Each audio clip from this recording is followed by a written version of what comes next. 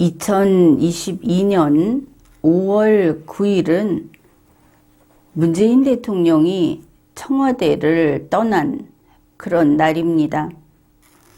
리마연에서는 대통령의 임기가 그 최후 시간이 언제인지에 대해서 이미 밝힌 바가 있습니다. 그래서 문재인 대통령은 5월 9일에 청와대를 비워서는 안 되는 겁니다. 그러나 본인이 그것을 원했고, 그러면서 또 나름대로 성대하게 각종 행사를 치렀기 때문에 그 행사에 대해서만 이야기를 하겠습니다.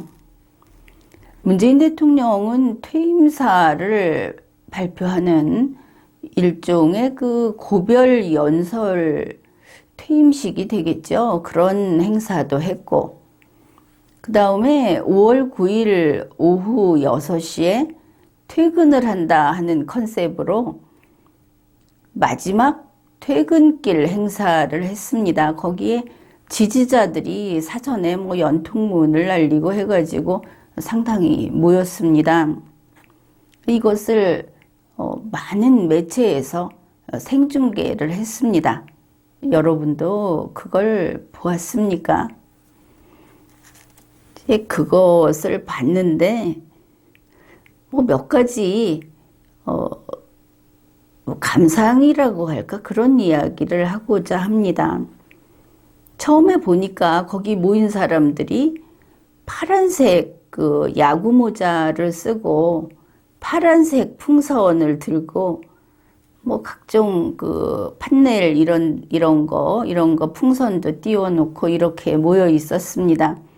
얼핏 보면 예전에 서초동인가 조국 씨 때문에 모였을 때 그쪽에 그 대표색이 파란색으로 그렇게 풍선도 하고 이렇게 모이지 않았습니까?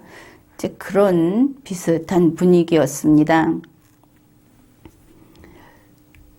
그런데 그걸 보면서 정말 다 파란색이네, 이런 생각을 했습니다. 파란색이 아니어도 그 사람의 정으로서 특별한 어떤 미움이나 이런 게 없는, 혹은 정치색이 강하지 않은 사람은 그래도 대통령이 마지막 날 떠난다고 하는데 그냥 한번 와볼 수도 있고 이럴 수 있지 않겠습니까? 그런데 그게 아니고 어떤 진영의 구분이 분명한 것이죠. 거기 파랗지 않은 사람이 들어갔다가는 왜 왔냐, 너는 누구냐 소리가 나올 그런 좀 과열된 분위기를 느꼈습니다. 그래서 이거 참 큰일이구나, 이래도 되는가. 그 문재인 대통령 측이 전부 파란색이면 그 반대편인 보수 측은 전부 빨간색일 거 아니겠습니까? 이거 정말 둘로 이렇게 갈라지는가. 파란색은 절대 빨간색을 용납하지 못하고 빨간색은 파란색을 용납하지 못하는데 참 걱정이다, 이런 생각을 했습니다. 그냥 무작정 중도, 무작정 통합 이런 이야기가 아닙니다. 왜냐하면 우리 국민은 다 저마다 자기 생각이 있고 자기의 그 인생관이 있고, 이게 똑같아지려면 대한민국의 국민이다 하는데 모여야 하는데, 이러고 보면 문제는 파란색에 있다 이렇게 갈 수밖에 없겠죠. 그들은 대한민국보다 문재인을, 조국을, 민주당을 더 사랑하는 사람들이기 때문에 이게 문제다. 혹시 빨간색 쪽의 국민 여러분은 그들과 똑같은 것은 아니겠죠? 대한민국이 먼저겠죠? 이제 문재인 대통령이 퇴근을 하고 나면 이제 윤석열 대통령이 출근을 하게 될 텐데 여기에 또 고민이 있습니다. 차기 대통령 윤석열은 정말 빨간색일까? 더구나 빨간색이 아닐 수도 있다는 그 의문, 이게 또 적지 않게 크다. 이것도 문제가 됩니다. 둘로 갈라지는가? 그래서 생각을 해봤습니다. 새로운 정치 조직 리마연에서는 빨간색도 파란색도 아닌 싹 다 색을 뺏은 다음에 다시 5,100만을 모아야 하겠다. 5,100만의 목소리를 들어야 하겠다. 이런 생각도 해봤습니다. 어떻든 이 마지막 퇴근길 행사에서 문재인 씨는 스타였습니다. 인기인이었습니다. 문재인 대통령 부부가 그 마련해 놓은 그 무대 같은 데 서서 문재인 대통령이 거기 모인 군중에게 물었습니다. 나는 성공한 대통령이었습니까? 과감한 질문이죠. 그런데 일제히 그렇다는 답이 나왔습니다. 이게 이렇게 되는 것인가? 저들에게는 문재인의 눈으로, 문재인의 철학으로 지난 5년을 평가하는구나. 설령 자기 가족이 잘못된 방역 정책으로 억울하게 죽고 평생에 좀 잊을 수 없는 그런 이별을 했다 하더라도 문재인이니까 괜찮아. 이런 사람들이 있는 거구나. 그런 생각을 했습니다. 결국 이거죠. 문재인 씨가 물은 것은 오늘의 현실은 나는 파란색 대통령이었습니까? 하고 물은 겁니다. 그리고 그 자리에 파란색만 모여서 그렇다고 한 것이죠. 그런데 문재인 씨에게 특별한 애증이 없는, 특별한 원한도 없는 이런 국민의 입장에서 그건 아니다. 이런 답이 분명히 나올 것으로 봅니다. 왜냐하면 잘못한 일들이 많이 있죠. 결국 그겁니다. 2017년에 청와대 대문에다가 걸어놨던, 문재인이 걸어놨던 저의 국민, 리마연은 그것을 매섭게 나무랐습니다. 그런데 5월 9일 파란 대중 앞에서 문재인 씨가 우리 국민이라고 말을 했습니다. 그 우리 국민은 말은 우리로 바뀌었지만 사실은 2017년과 변함없는 저의 국민, 문재인의 국민만 국민인 바로 이거였습니다. 바뀐 게 없었던 것이죠. 문재인 씨는 성장하지 못했고 또 진보한 바도 없다. 민주주의에 있어서 그는 전혀 학습도 못했다. 이렇게 평가를 합니다. 문재인 씨는 2017년 촛불혁명이라는 것을 타고 들어온 보궐 대통령입니다. 그때 서슬이 펄했습니다. 이 촛불혁명 세력들, 그 촛불을 들었다고 하는 권력편에 선 군중들 무시무시했죠. 리마요는 문재인 보궐 대통령이 취임 선서를 한 바로 그때부터 그의 잘못을 그리고 탄핵 사유를 논증을 해왔습니다.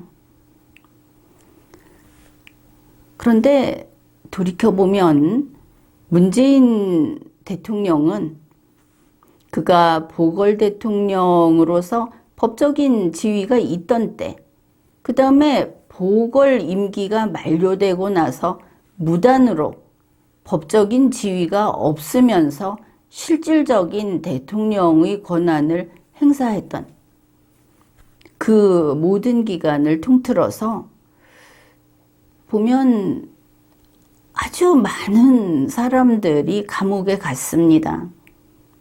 잘못해서 갔다고 할 수 있겠습니다. 굳이 그들을 편들 생각은 없는데 절차에 있어서 심지어 심판에 있어서 공정했는가? 문제가 있는 경우도 있었다고 봅니다. 그런가 하면 특히 공무원 세계에서 자살한 사람들이 많았습니다. 압박에 떠밀려서 그렇게 됐다고 볼 수 있는 사람들이 많았다는 뜻입니다. 공직에서 사표를 쓴 사람이 많았습니다. 촛불혁명 정권이 그렇게 만든 것이죠. 대단하지 않습니까? 앞으로 촛불 정권은 30년 간다. 온갖 불법과 그리고 정권이 선거에 개입하는 국제관계를 선거에 써먹는 이런 짓을 하면서 선거마다 압승을 거뒀습니다. 선거는 압승을 하면 안 되는 겁니다. 그래서 정말 오래 해먹을 줄 알았습니다. 그러면 오래 나무라야 하겠다. 그렇게 마음을 먹었습니다. 그런데 어떻게 됐습니까? 결국 이렇게 나가지 않습니까? 오늘 문재인 씨가 마지막 퇴근길 행사를 했다. 그 대단한, 지금도 파란 모자를 쓰고 가서 그를 위해서 눈물 흘리는 그 군중들이 있는 그런 인기인이 청와대에서 떠났습니다. 이 의미가 무엇입니까? 그것은 대한민국에 헌법이 살아있다 하는 뜻입니다. 제 아무리 대통령이라고 해도 설령 90% 지지를 받았다고 해도 마찬가지입니다. 선거로 뽑힌 자, 국민의 일꾼일 뿐입니다. 그리고 선거로 뽑힌 자는 법이 정한 임기가 있습니다. 2017년에 어땠습니까?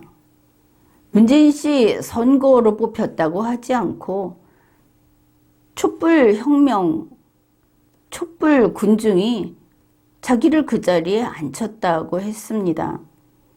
그것 좀 비슷한 것이 지금 윤석열 당선자가 국민이 자기를 불렀다고 이런 소리를 하죠. 그거 그렇게 함부로 해서는 안 될 말입니다.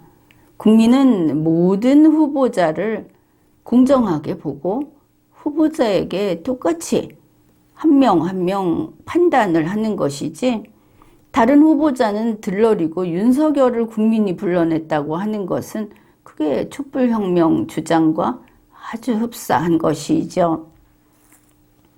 그래, 그때 문재인 씨가 우리는 혁명을 일으킨 거다. 혁명에 성공한 거다. 그러니까 외국의 저명한 좌파 학자가 그거 아니다. 그랬지 않습니까?